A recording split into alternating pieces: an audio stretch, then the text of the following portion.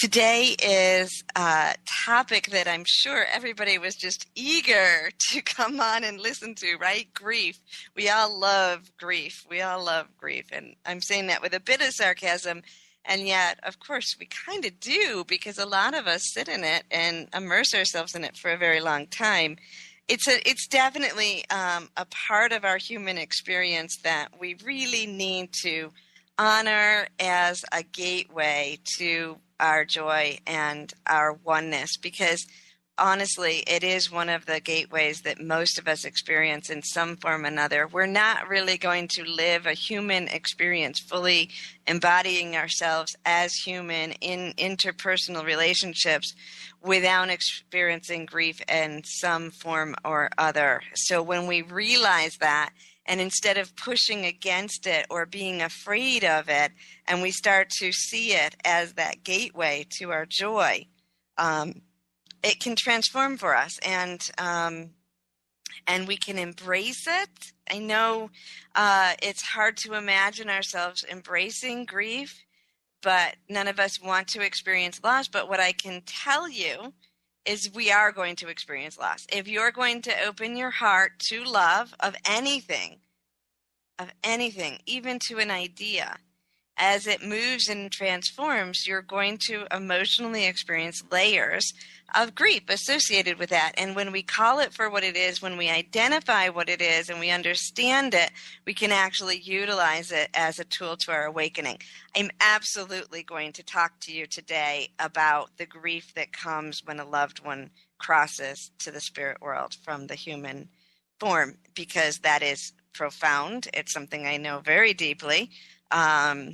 And I know that is a huge gateway for a lot of people, and it's also a place where we can get stuck. So I'm absolutely going to address that. But before I do that, I want to expand our understanding of grief, because I think it's important for us to use these principles and understand them in other areas of our life, because I think that what happens is when we only associate grief with death, we're not giving credence to all the other areas with which we're experiencing these, with which these same tools can apply.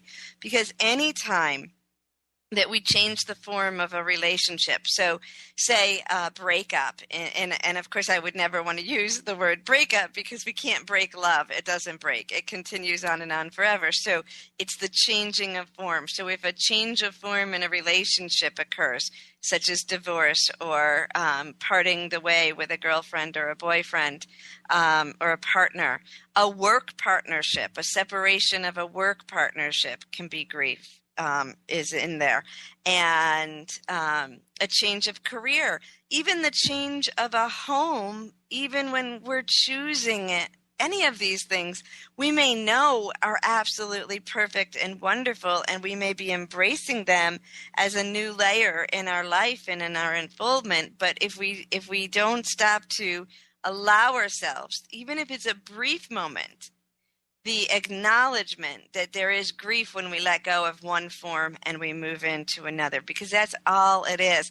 That can even be our own personal journey, because as we awaken, we become new people, and we sometimes have to grieve who we used to be because it was familiar to us. It was something that worked for us. Another thing that we need to remember to grieve is what we thought would happen, right? What we thought would happen. If we thought something was going to happen, we thought that this relationship was going to be the last relationship of romance that we were in until we died. Because we're human and we're attempting to live in the now, and we do to some degree, but we're actually not, because first of all, time is an illusion. And the simplest way to see that is, how often are you living in the present? How often are you living in the future, projecting in, daydreaming about all the things that are going to happen, or in the past? So when we expand our understanding to acknowledge that sometimes we're actually grieving things that weren't even in form yet. They were simply just our thoughts. But when we have our thoughts, we live those in those moments. So when things change and adjust, even if they're for our highest good, sometimes it's important to apply these concepts to those thoughts that we projected into the future or the past and are no longer present in our divine plan. The reason I'm expanding on this is not because I want everyone to go around and think about grief and be grieving and moaning and crying and sad. It's not about invoking sadness. It's about calling it for what it is, because when we don't call it for what it is, that's when things get chaotic. And I want to go over with you the layers of grief, the stages of grief, and they don't go in order. They can be mixed up. You can be in more than one stage at one time. You can jump between stages, but there's 5 stages of grief. And when we're aware of them, then we can see them in our lives and we can utilize them. We can embrace them so that we can move through to the next level. And these 5 stages of grief, when we start to apply them to the areas of our life that we're not considering grief because it isn't related to death, then we can realize sometimes where we're getting stuck. So for like a divorce, if you thought that it was going to go in one form and now the form is changing, if you acknowledge the layers of grief related to what you thought was going to happen, then you can allow the love to take form as it is now. These same things apply when someone dies, and we're going to get into that in just a second. But so I just want to really explain that when we show up and we allow ourselves to move through, and we're conscious now as the observer and the participant of what we're experiencing, it's going to reduce the potential of you having a low-grade sadness or depression that you can't understand where it's coming from.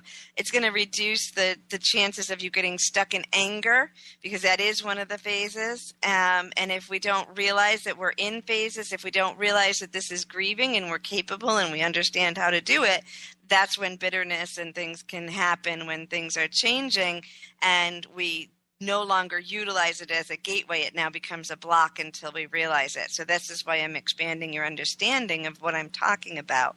So the 5 stages of grief, there's denial, and that's the phase where we just don't even believe it's happening.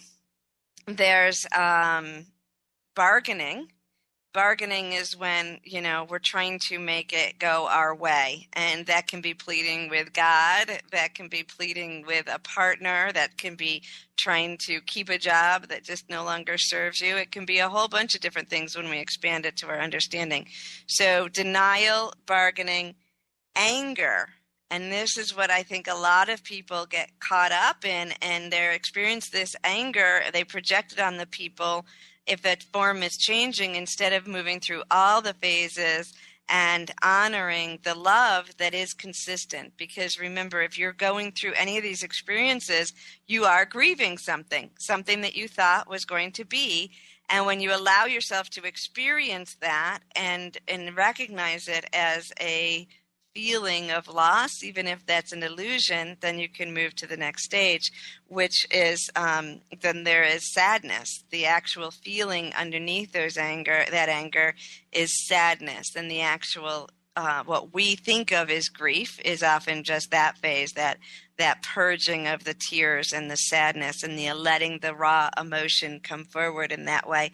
And then there's acceptance. And so many people have probably heard of those stages, and they absolutely apply here. And as you look at that in the areas of your life where things are changing and you might be stuck, if you apply that formula and that understanding and find the area that you're grieving, you can allow yourself to move through that and experience the love, the truth, the acceptance of everything that's happening, that's sort of given for us. I've spoken before of how Magdalene gave me that phrase that forgiven is when we get to a point of pure happiness, so that we can reach a point where we are grateful that everything is given for us. So now, as we said, that applies to all the areas. Of course, one of the most difficult areas for us to experience this in and to feel this, and where we're going to feel this most intensely, and actually in a way where it really is our greatest opportunity for oneness and for remembering that and for living in the enchanted one, is around death. And when we allow ourselves the process of grieving in an experience in which a loved one has crossed through the spirit world, and we identify and show up in this area, then the reason this is one of the most beautiful gateways is, for one, we get to experience the depth of emotion. Because remember, our core feeling of separation and fear of being loved and experiencing love is the concept that God abandoned us, whatever word we're using for that, the universe, the creator, that we are somehow separate and therefore we've been abandoned. And that's a core issue for all of us when we're in the illusion of not remembering we are the enchanted one. So when we are faced with the death of a loved one, and there's different layers to how deeply this is going to affect us. We're prepared on some level. When somebody is older and ready to cross, we see the body diminishing. We begin the process of realizing that, maybe there's something, maybe even that they'd be free of the pain to be set free from this body. And so we begin to open our hearts to release that and to allow for those concepts. Now, when we experience this with an open heart, and we allow ourselves the miracles that occur when we watch a loved one lose that body form and move into the spirit world and remain a part of our lives, then obviously this becomes a gateway for us to expand our understanding and begin our remembrance of oneness. Because when we start to allow this in, then we begin the experience that maybe we aren't separate.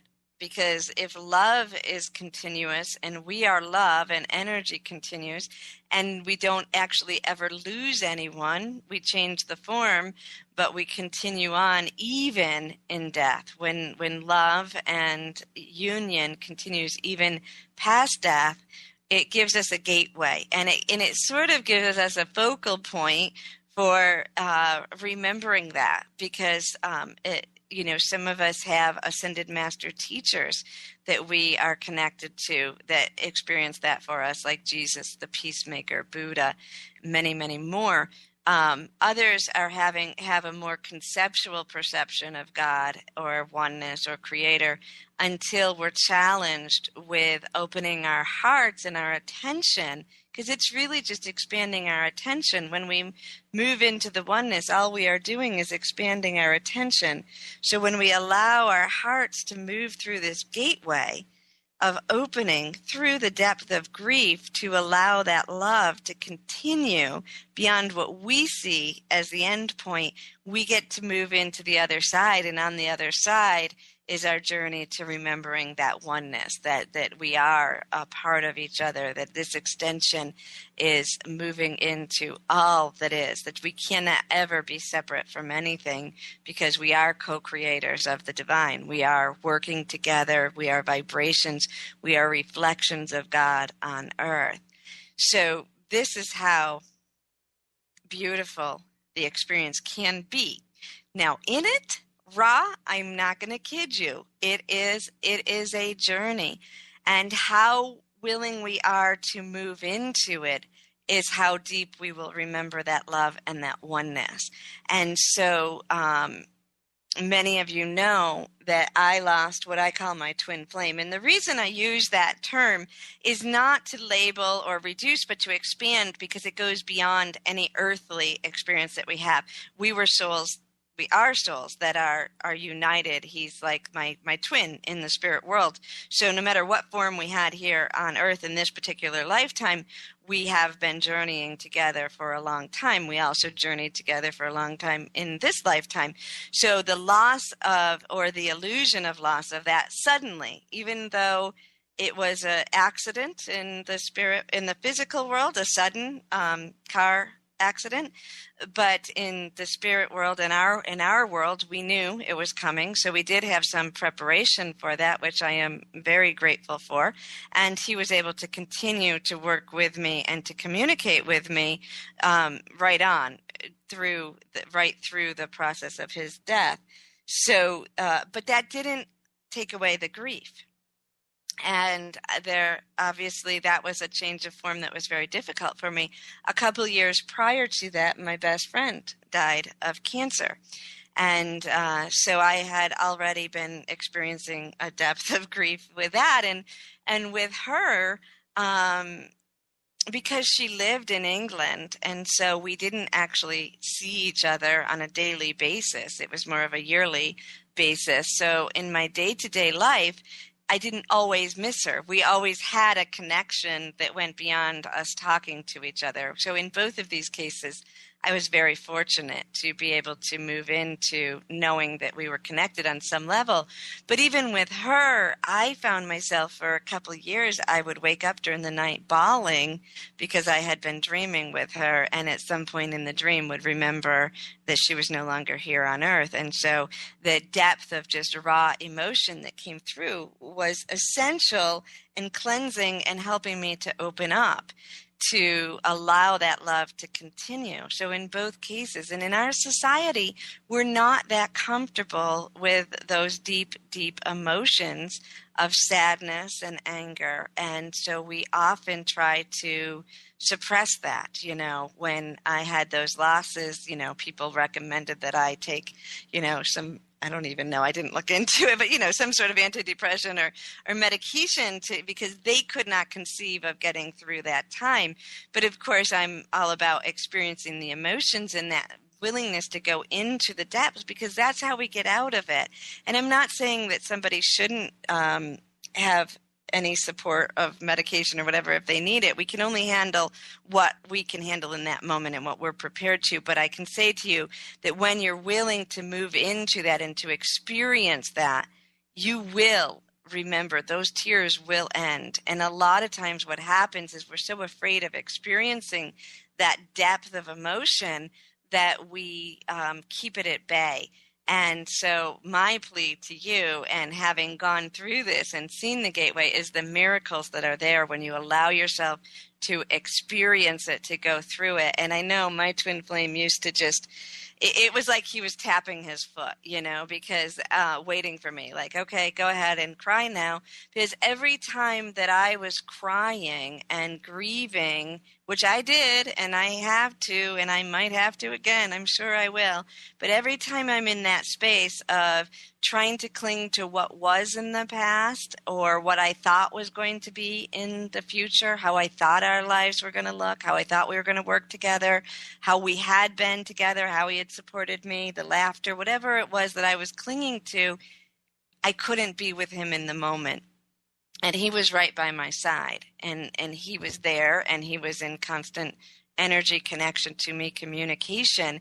And so the drive to reconnect was my drive to allow that emotion to move through me so I could get back to that place of remembering and truly live in the oneness. And I have to say, 4 years after that, and like 9 years after the loss of my friend,